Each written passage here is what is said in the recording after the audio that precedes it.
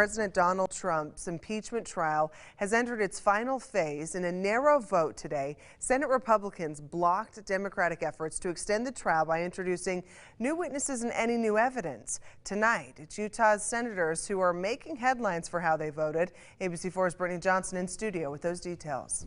Well, Senator Mitt Romney broke party ranks and voted to approve more witness testimony in the impeachment trial against President Donald Trump. Senator Mike Lee voted against witness testimony. I spoke with a political expert about the significance of the vote and what happens next. Is not agreed to. By a 51-49 margin, the Senate votes against hearing from witnesses and obtaining documents in the impeachment trial of President Donald Trump. Utah Senator Mitt Romney, one of only 2 Republicans in the U.S. Senate to vote in favor of hearing from witnesses. I've said for some time that I hope to be able to hear from John Bolton. But Utah Senator Mike Lee, sticking with the Republican Party, voting not to hear from witnesses, saying in a statement, "We know what happened. No new witnesses could change or contradict these facts." Jason Perry, director, Hinckley Institute of Politics. We knew where they were from the beginning. Senator Mike Lee has been trying to help the campaign for Donald Trump. He's been a spokesperson, and he's also looking at this through the lens of an attorney into the evidentiary standards.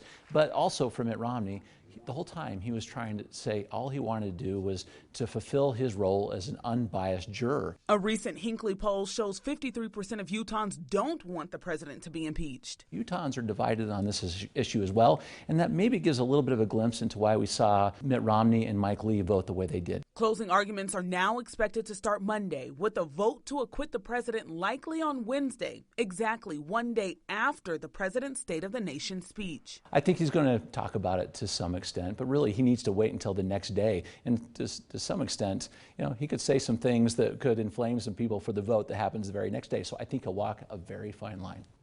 For a complete breakdown as to how Senate members voted on summoning witnesses for the president's impeachment trial, go to our website, abc4.com. Emily, back to you.